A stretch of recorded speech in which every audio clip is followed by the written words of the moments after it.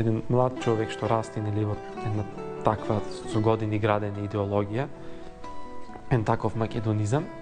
И сега одеднаш тие митови за античка Македонија, за не знам, некоја супернација се рушат и сега тој отвора книгите и таму гледа се до 45-та се знае.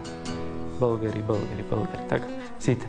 И сега тој наеднаш во него се создава како еден вид страв. Си вика, леле, ами сега кога го признаеме ова, ќе се стопиме, ќе не нема. А не треба да го имаме тој страв. Разбирате, сега денес кога не може да ја негираме по македонската нација, или македонската држава, или македонскиот јазик, нели?